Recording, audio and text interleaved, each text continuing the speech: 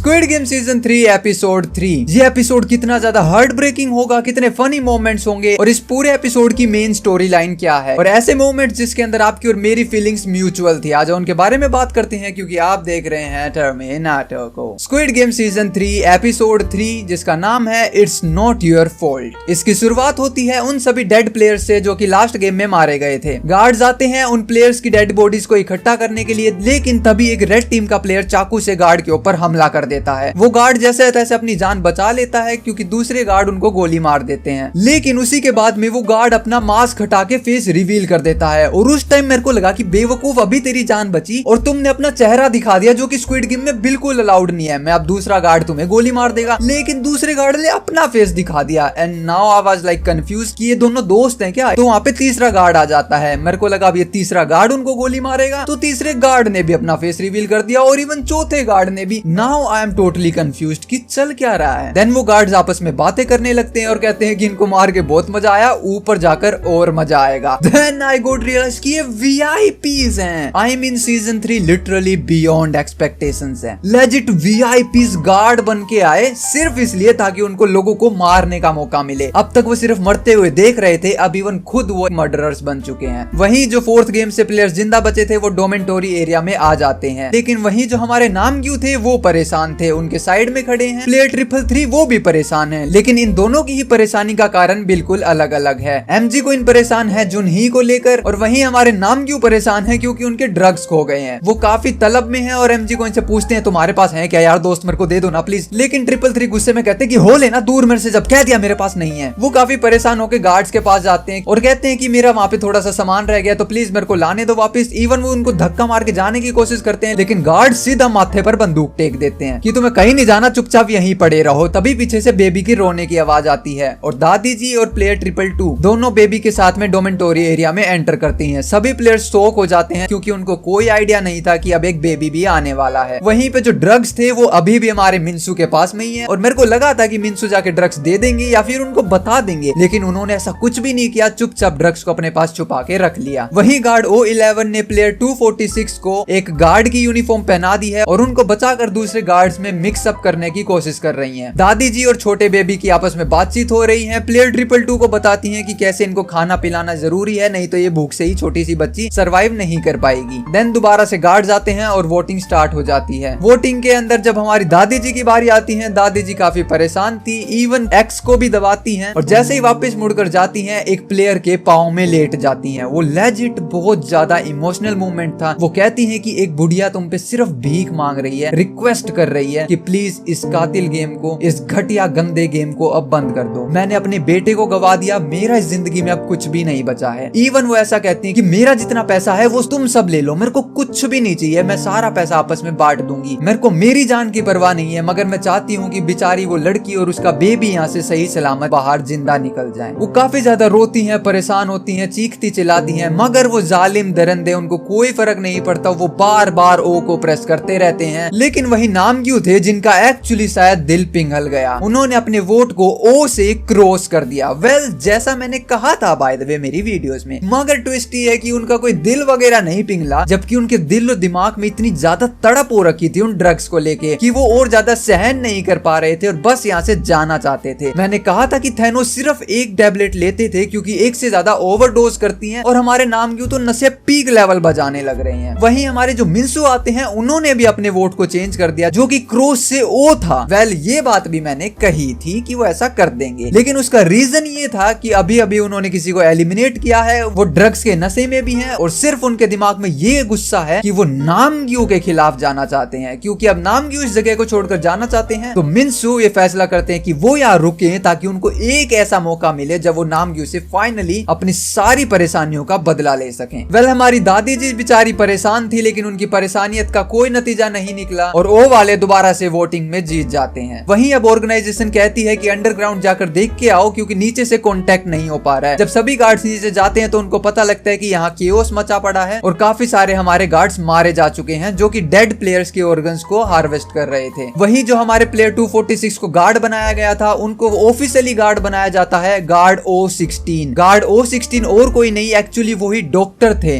जिन्होंने 246 की जान बचाई। और क्योंकि गार्ड्स को वहां नीचे उन डॉक्टर की डेड बॉडी कहीं नहीं मिली तो उनको शक होने लगा कि गार्ड O11 और गार्ड O16 डॉक्टर इन दोनों ने ही मिलकर कोई साजिश रची है, तो इन दोनों को जाकर ढूंढो। वहीं जो हमारे लोन शार्क थे, मैंने कहा था एक बड़ा रोल निभाने वाले हैं, जो कि पिछली बार बोट पे आने से मना कर अपने इंटरसिव थॉट्स के साथ में कहीं और चले जाते हैं। वो फाइनली काफी ज्यादा जांच पड़ताल करते हैं और कोपमैन को फोन कर ये बताते हैं कि गेस व्हाट, मेरे को क्या पता लगा, कैप्टन पार्क ने अब तक जितनी भी बातें कही थी वो टोटली झूठ और नकली थी। इवन उसकी आइडेंटिटी को कोई जानता भी नहीं है। जो मेनली वहां पे काम करते हैं, जो एक बोट्समैन का ग्रुप होता है, उन लोगों ने आज से पहले कैप्टन पार्क का नाम तक नहीं सुना है। और इवन जो उन्होंने दूसरे लोगों का जिक्र किया था, उन लोगों का भी कोई जिक्र नहीं सुना है। दूसरी तरफ जो स्क्वायर गार्ड मास्क हैं, वो कहते हैं कि गार्ड O16 के ऊपर नजर रखो और गार्ड O11 का है उसको ढूंढ कर मेरे पास लेके आओ। वहीं तभी हमारी हीरोइक एंट्री मारती है गार्ड O11। वो भी रिस्पेक्ट के साथ कहती हैं कि सर मैं आ चुकी हूँ। और सर हमारे मुड़ के देखते हैं तो भुचक्के रह जाते हैं, क्योंकि गार्ड O11 ने उनके माथे पर बंदूक रख रखी थी। वो पूछते हैं कि तुम्हें क्या चाहिए, तो गार्ड O11 सिर्फ इतना कहती हैं कि मेरी और गार्ड O16 की पोस्ट आप कल के लिए आउटपोस्ट में रख दो, यानी कि वो गार्ड जो कि आइलैंड के बाहरी इलाके में रखवाली करते हैं। और ये तुम्हें इसलिए करना चाहिए क्योंकि VIPs यहाँ पे आ चुके हैं और तुम ऐसा बिल्कुल नहीं चाहोगे कि ये बात फ्रंटमैन को पता लगे और तुम्हारे लिए ही परेशानी बढ़ेगी, मेरा कुछ नहीं जाएगा। तो इसलिए भलाई यही है कि तुम मेरी बात को चुपचाप मान लो। हमारे कोपमैन जो है आइलैंड को ढूंढने लगे हुए हैं। कैप्टन पार्क कहते हैं कि अब हमें वापस चलना चाहिए, लेकिन तभी कोपमैन की फाइनली नजर पड़ती है एक आइलैंड के ऊपर। लेकिन जो हमारे कैप्टन पार्क है वो बार बार मना कर रहे हैं कि वहां जाना रिस्की है, बहुत ज्यादा वेव्स हैं और बोट वहां नहीं जाएगी। तो कोपमैन कहते हैं कि तू भाड़ में जा, मेरे को स्कूबा डाइविंग सूट दे, मैं अकेला जाऊंगा। देन वो हमें सीन देखने को मिलता है कि क्यों वो एक्चुअली आइलैंड पे अकेले आए थे। वो स्कूबा डाइविंग सूट से उस आइलैंड पे जाते हैं और देन उन्हें वो सारे फ्लैशबैक आने लगते हैं, क्योंकि ये वो एग्जैक्ट आइलैंड था जहां उनको गोली मारी थी उन्हीं के भाई ने। उनको सारा वो सीजन 1 का टाइम याद आ जाता है और वो अपनी टीम को बताते हैं कि ये वही आइलैंड है। तो हमारा जो मेन स्क्विड गेम आइलैंड है वो यहीं कहीं आसपास होना चाहिए। दूसरी तरफ रात का समय हो जाता है।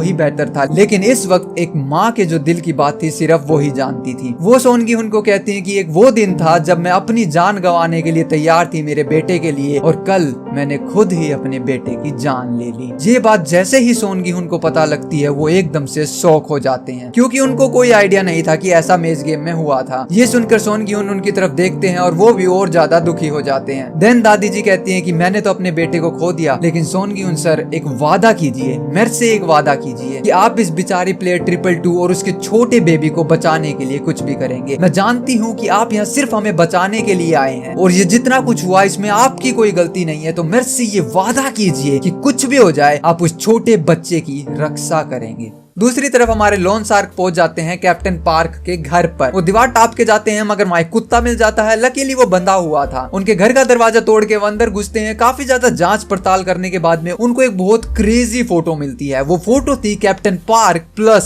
सेल्समैन की। वो दोनों साथ में फिशिंग के लिए गए हुए थे। ये बात ये कंफर्म करती थी कि कैप्टन पार्क बहुत क्रेजी तरीके से स्क्विड गेम के ऑर्गेनाइजेशन के साथ जुड़े हुए हैं। इसी फोटो को लेकर जब लोन शार्क घर से बाहर आ रहे थे थे वो कुत्ता एक्चुअली वहां जाता है। वहां अपनी जान बचाने के लिए उनको उस कुत्ते को मारना पड़ता है। वेल ये तो मैं भी बोल रहा था क्योंकि उस कुत्ते ने इवन उनके हाथ पे काट लिया था और वो दूसरे हाथ से घुसंड मार रहे हैं कुत्ते के मुंह पे। मैं कहा मार यार, तेरे पास बंदूक है, चलाओ उसको। तो वो कुत्ते को मार के वहां से बाहर आने वाले थे, लेकिन तभी उनकी नजर पड़ती है उस डॉग हाउस के ऊपर। उस डॉग हाउस के नीचे एक्चुअली कुछ तो गाड़ा हुआ था। वो उस गाड़े हुए पॉलिथीन को हटाते हैं तो उसके नीचे बहुत सारा कैश मिलता है, जो कि एक बोटमैन के पास होना तो बहुत ज्यादा सस्पिशियस बात थी। वहीं जिस पॉलिथीन के नीचे वो कैश था, उस पॉलिथीन को वो खोल के देखते हैं। गेस व्हाट, वहां क्या मिलता है? पिंक गार्ड की यूनिफॉर्म, और वो भी ऐसा वैसा पिंक गार्ड नहीं, स्क्वायर पिंक गार्ड। इससे ये पता लगता है कि कैप्टन पार्क ना कि सिर्फ वहां पे बोटमैन का काम करते हैं, बकायदा एक हाई लेवल गार्ड रह चुके हैं स्क्विड गेम की ऑर्गेनाइजेशन में। डैम, ये सारे सबूत वो इकट्ठा करके वापस आने वाले थे, बट अनफॉर्चुनेटली पुलिस वहां पे आ जाती है और उनको गिरफ्तार कर लेती है। वहीं डोमेंटोरी एरिया में सुबह हो जाती है और गार्ड्स कोफीन को लेकर अंदर आते हैं। नाउ आई गॉट कंफ्यूज्ड कि यार दोबारा से कोफीन लेकर आ रहे हैं, अब किस मरे हुए इंसान को ले आए ये? क्योंकि मैं ये बिल्कुल भूल गया था कि वो हर बार मरे हुए इंसान को थोड़ी अंदर लाते हैं, वो तो एक्चुअली किसी को ले जाने के लिए आते हैं। And then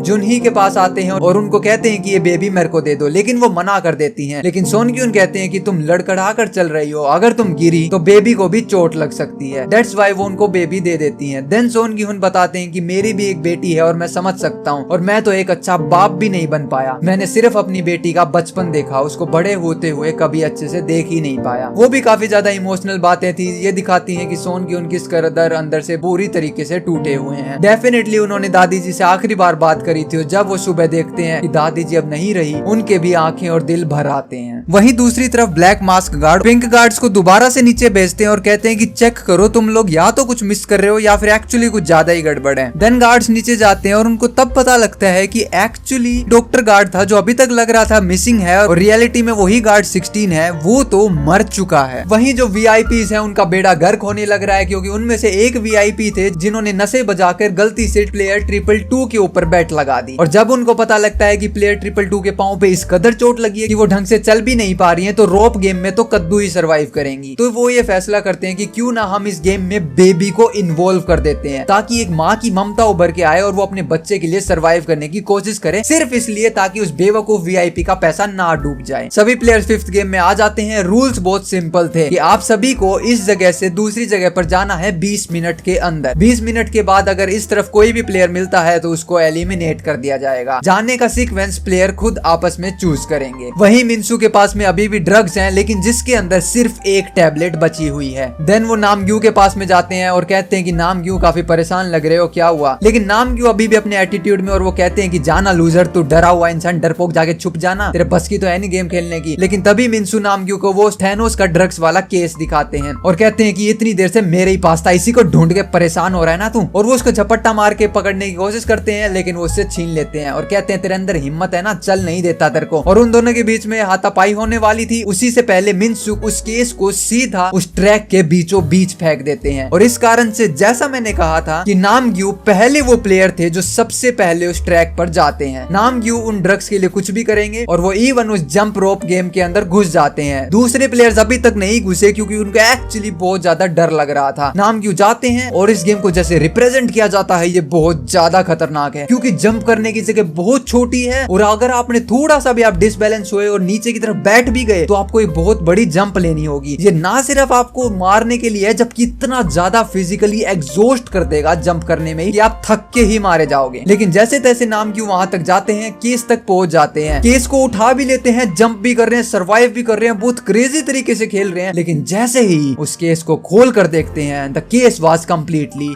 empty. ये देखकर नामग्यू अंदर से टूट जाते हैं। I mean, ड्रग्स चीज ही ऐसी है, उसकी तलब ही ऐसी है कि उसके बिना इंसान नहीं रह सकता। और जैसे उसको पता लगे कि ड्रग्स हैं ही नहीं, खाली आपको पागल बना दिया, उनका दिमाग खत्म। और उनका दिमाग खत्म तो वो खत्म। रस्सी उनके पांव से टकराती है और वो वहीं से नीचे गिरकर एलिमिनेट हो जाते हैं। वेल, नामग्यू भी इस जगह पर मारे जाते हैं। एक और एक अच्छे प्लेयर जो अब तक लग रहे थे, अच्छे नहीं बट फनी कॉमेडी टाइप के, वो भी एलिमिनेट हो जाते हैं। वहीं हमारे प्लेयर 456 प्लेयर 222 से कहते हैं कि जुनही मैं तुम्हारी मदद करूंगा, हम दोनों पूरी कोशिश करेंगे क्योंकि तुम अकेले तो जंप कर नहीं पाओगी और उस तरफ जाके सरवाइव कर लेंगे। देन सिर्फ 20 मिनट की बात है, हम मिस बेबी को यहीं छोड़ देते हैं और वापस आके इस छोटी सी बच्ची को कलेक्ट कर लेंगे। लेकिन तभी ये सारी बातें गार्ड सुन रहे थे और वो कहते हैं 20 मिनट के बाद इस तरफ जो भी होगा वो जान से मारा जाएगा। ये बात सुन के सभी प्लेयर शॉक हो जाते हैं और प्लेयर 456 चिल्लाने लगते हैं, गुस्सा करने लगते हैं कि तुम पागल हो, तुमने एक बच्चे को प्लेयर बना दिया है। लेकिन गार्ड्स को घंटू फर्क नहीं पड़ता, उन्होंने सीधा कह दिया कि 20 मिनट के बाद यहाँ जो होगा मारा जाएगा। तो प्लेयर 222 भरोसा करती है सोन गी-हुन के ऊपर और उनको अपना बेबी थमा देती है और कहती है कि सर प्लीज इस बच्चे की मदद करना और इसको वहां तक ले जाओ। देन सोन गी-हुन बेबी को अपने साथ बांध लेते हैं और सभी लूजर्स को साइड में करते हैं कि परन हट, तारे कड़े बस की। अच्छा, वो सबसे पहले जाते हैं। हालांकि सबसे पहले नामग्यू गए थे, वो मर गए, लेकिन उसके बाद कोई प्लेयर नहीं गया। उनके अलग खिंडी पड़ी है, फटी पड़ी, डर लग रहा है उनको। सोन गी-हुन कहते हैं कि मैं जाऊंगा, वो जाते हैं एंड देन इस गेम को रिप्रेजेंट किया जाता है बहुत खतरनाक तरीके से क्योंकि ट्रैक बहुत ज्यादा पतला है। वहां पे जंप लेना, बैलेंस बनाना, सोन गी-हुन नीचे गिर जाते हैं, इवन एक बेबी कैरी किया हुआ है उन्होंने, बार बार वहां से जंप लेना, बहुत ज्यादा थका देने वाला गेम है ये। एंड देन सोन गी-हुन जैसे जैसे आगे जाते हैं मगर बीच में जाकर रुक जाते हैं, वो बार बार वहां जंप करने लगते हैं। प्लेयर्स कंफ्यूज हो जाते हैं कि ये रुक क्यों गए। देन उनको पता लगता है कि ट्रैक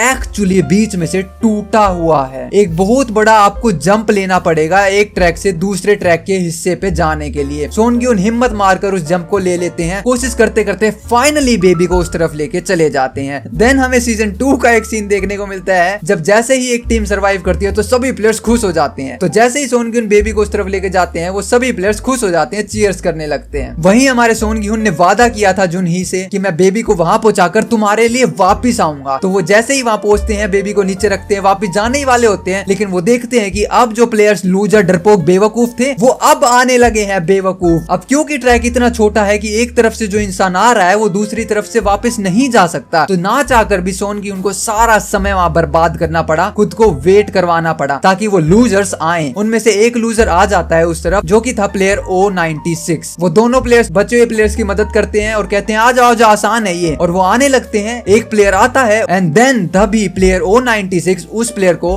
धक्का दे देते हैं। वो लेजिट प्लेयर ने क्रॉस कर लिया था लेकिन O96 ने उसको धक्का देकर नीचे गिरा दिया। देन सोन गी-हुन कहते हैं कि तुम क्या कर रहे हो, और वो कहते हैं ऐसा क्यों ना करूं, यही तो गेम है। और यहाँ पे एपिसोड 3 एंड हो जाता है। वेल, ये लास्ट के अंदर काफी ज्यादा घटिया गद्दार हरकत करी उन्होंने कि उस बेचारे प्लेयर ने सरवाइव कर लिया था बट स्टिल मारे गए। इस वीडियो को यहाँ तक देख रहे हैं तो जल्दी से सब्सक्राइब कर दीजिए क्योंकि 50,000 सब्सक्राइबर्स हमें टच करने हैं मंथ एंड से पहले, और अब तो बहुत ज्यादा।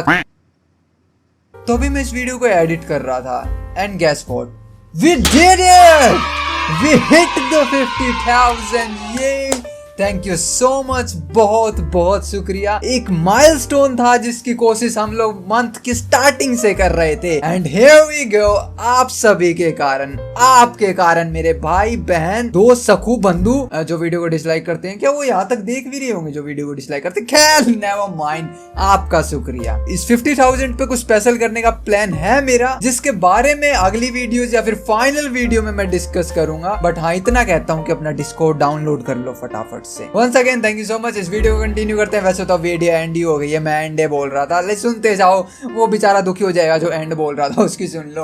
और एक टी शर्ट दिला दो यार गाइस प्लीज। मोहित कौशिक को shout out, thank you so much membership join करने के लिए। नेक्स्ट मेंबर्स को नेक्स्ट वीडियो में shout out, so you can join the membership. फटाफट से लाइक भी कर देना, टाइम नहीं लगता। थैंक यू सो मच इतने प्यार सपोर्ट के लिए। बिना सब्सक्राइब करे आप जा नहीं सकते। और हाँ, वीडियो के डिस्क्रिप्शन में आपको एक चैनल का लिंक मिलेगा जिसके ऊपर डेली बेसिस पर के ड्रामास के एपिसोड आते रहते हैं, तो उस चैनल को जाके चेकआउट कर लेना, सब्सक्राइब कर लेना। मिलते हैं कल एपिसोड 4 के साथ में, तब तक के लिए आप देख रहे थे टर्मिनाटो को। Peace out.